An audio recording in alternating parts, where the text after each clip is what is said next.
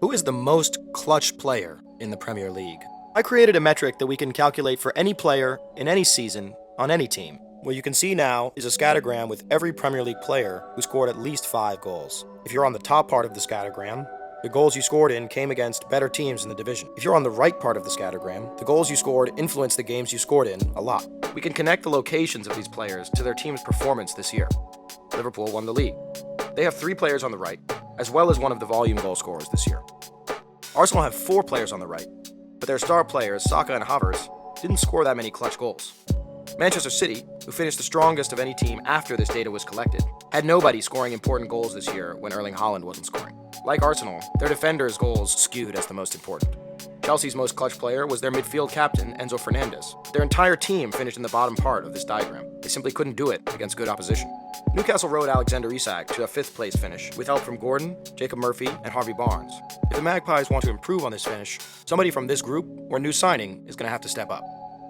Nottingham Forest had 4 players who did all the scoring for them this year. The fact that all of them are near to or in the top right quadrant suggests that they did about as well as they could.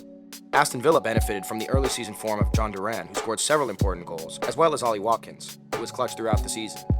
And finally, this chart doesn't bode so well for England's national team. The players furthest to the right are Watkins and Hudson-Odoi. Most of England's typical star players are off to the left. Now, let's look at the rest of the teams. These are the teams who won less than 50% of their matches. The most outlandish team is Fulham. They have 3 of the players furthest to the top right in the diagram. This suggests some overperformance, so it will be interesting to see where they finish next season. Bryan Mbeumo and Yohan Wissa may have scored more goals than any previous duo of bottom-half strikers, but their position on this chart helps you understand why Brentford didn't finish very high despite those numbers. The goals weren't always very important.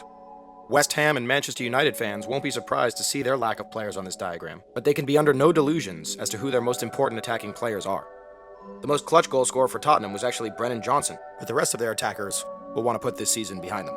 Wolves' best player was clearly Matheus Cunha, but Jorgen Strand Larsen had a good season full of important goals for a club that will have their hands full after selling Cunha.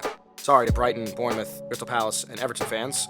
I couldn't think of anything to say about your team from this diagram. Southampton and Leicester, however, you guys need to work on getting someone on the diagram.